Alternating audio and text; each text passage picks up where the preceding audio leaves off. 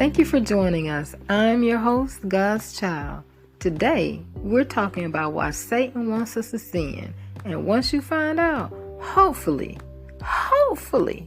you'll think twice about doing what you know you shouldn't be doing.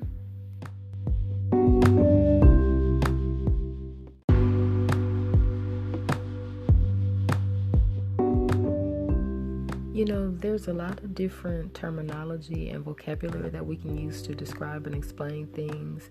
And you may have heard some people in the faith talk about doors. Well, doors would be a good way to explain why Satan wants us to sin. When you think about it, what does a door do? It gives us entry into or exit out of a place. So when it comes to sin, when we sin, we give Satan legal entryway or a door into our lives to directly do what he wants to do to and through us. Yes, we're basically giving him permission to do that.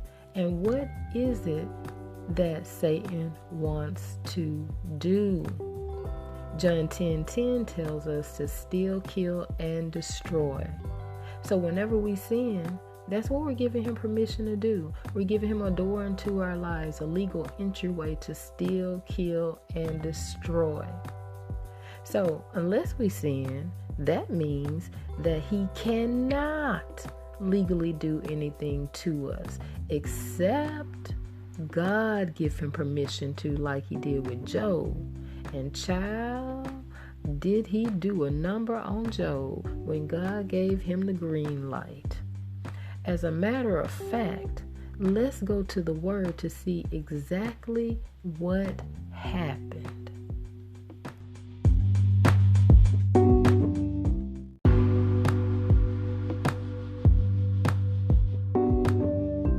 Job 1:1-12 reads, "There was a man in the land of Uz whose name was Job, and that man was blameless, upright, fearing God and turning away from evil. 7 sons and 3 daughters were born to him. His possessions were 7,000 sheep, 3,000 camels, 500 yoke of oxen, 500 female donkeys, and very many servants. And that man was the greatest of all the men of the East. His sons used to go and hold a feast in the house of each one on his day, and they would send word and invite their 3 sisters to eat and drink with them. When the days of feasting had completed their cycle, Job would send word to them and consecrate them, getting up early in the morning and offering burnt offerings according to the number of them all. For Job said, 'Perhaps my sons have sinned and cursed God in their hearts.' Job did so continually. Now, there was a day when the sons of God came to present themselves before the Lord, and Satan also came among them. The Lord said to Satan, 'From where do you come?' Satan answered the Lord and said, 'From roaming about on the earth and walking around on it.' The Lord said to Satan, 'Have you considered my servant Job? For there is no one like him on the earth, a blameless and upright man, fearing God and turning away from evil.' Then Satan answered the Lord, 'Does Job fear God for nothing? Have you not made a fence around him and his house and all that he has on every side? You've blessed the work of his hands, and his possessions have increased in the land. But reach out with your hand now and touch all that he has. He will certainly curse you to your face.' Then the Lord said to Satan, 'Behold, all that he has is in your power. Only do not reach out and put your hand on him.' So Satan departed from the presence of the Lord." You see right there, child? It was only through the permission of God that Satan was allowed to do anything to Job. And even then, God gave him limits because he said, "Don't you put your hand on him." Child.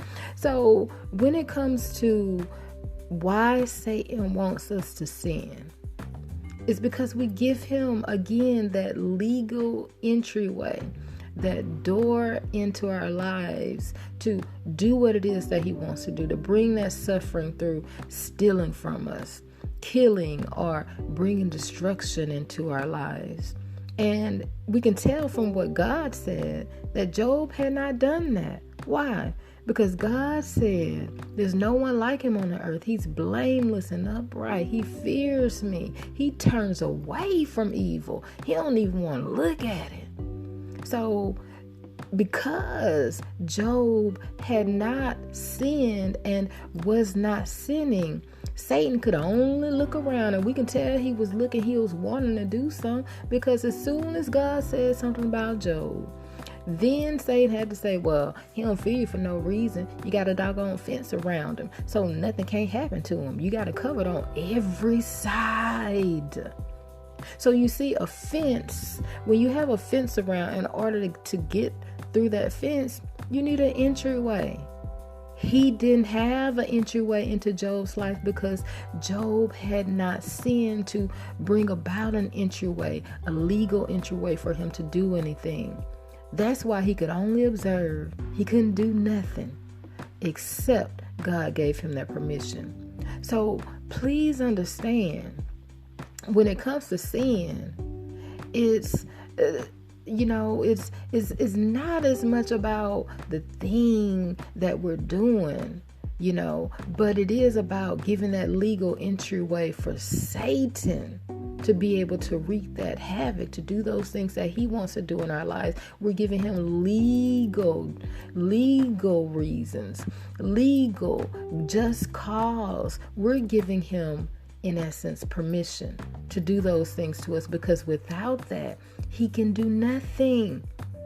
Because for Job, he couldn't do nothing. He couldn't do anything until God said, all right, I'm going to go ahead and give you a pass. Go ahead and do what you want to do, except don't put your hands on him. So when it comes to why Satan wants us to sin, my children, it's because he wants to have that legal entryway to do what it is he wants to do to us and through us.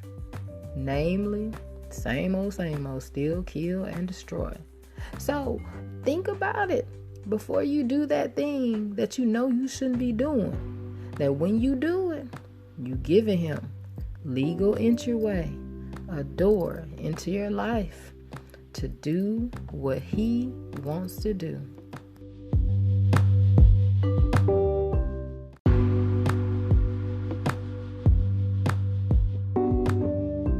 So now we know why Satan's scraggly tail wants us to sin. Basically, so we'll give him that legal entryway, that door that he needs to get in our lives to do to and through us what he wants to do, which is just to steal, kill, and destroy. Same old. But we don't want none of that. I don't know about you. I know I don't. And the only other way that he can get in and do that is if God himself gives him permission to, just like God did for Job. Now, God will do that every once in a while, but he ain't doing that all the time. However, best believe if God allows Satan to do that to his faithful children, just like he did to Job, there is a reason and a purpose for it, and it sure is good. Child, did you read Job? Did you read to the end to find out how? If you didn't, I'm gonna need you to go ahead and do that. But in Job's case, and for our cases, if God does allow it to happen when we haven't sinned, that's called suffering wrongfully. And 1 Peter 3:13 and 17 says that, and who is he who will harm you if you become followers of what is good? But even if you should suffer for righteousness' sake, you are blessed. For it is better, if it is the will of God, to suffer for doing good than for doing evil. Now, you don't want to provide a legal entryway for the enemy to bring suffering into your life, because there ain't no reward for that. You getting exactly what you deserve when you sin. However, if, like in Job's case, God gives Satan permission to bring suffering into your life because he'd have no other way to bring it to you because you haven't sinned, giving him legal rights to do so, when you endure suffering from him, you will be rewarded, child. Just like our friend Job. And boy, was he blessed. Just read it. Read the whole book to see just how dirty Satan did Job. He did him some dirty. He took full advantage of the permission God gave him to kill, steal from, and bring destruction to Job's life. But, hallelujah, even all that Satan did, even all that, every little dirty thing that he did, that he, like I said, he did in something dirty, all that pales in comparison to just how absolutely amazingly God rewarded Job for enduring his wrongful suffering. And best believe, if God allows us to suffer wrongfully at the hands of Satan, he has a great reward for us if we endure just like Job without sinning.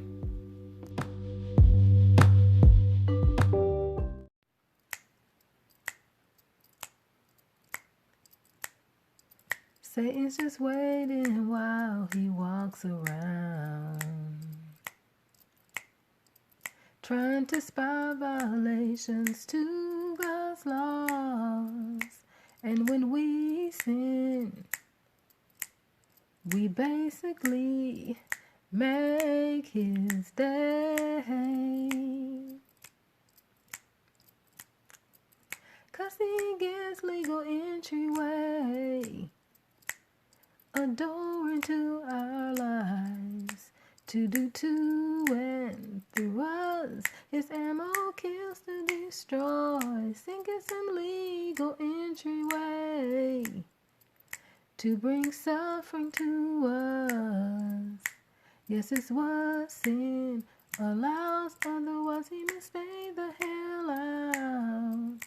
Except God permits, like he did with Job, he can't touch us.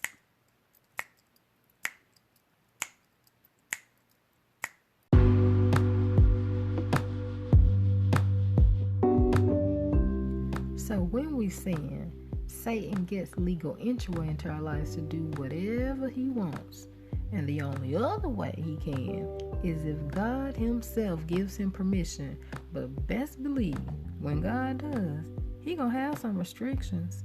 And if God allows it for his reasons and his purposes, when we endure well, we gonna be rewarded well. However, since we know we give him access when we sin, let's just try not to sin so much so he don't even have that luxury. But don't just take my word for it. I encourage you to do your own study, pray, and read the Bible so you can know that you know that you know.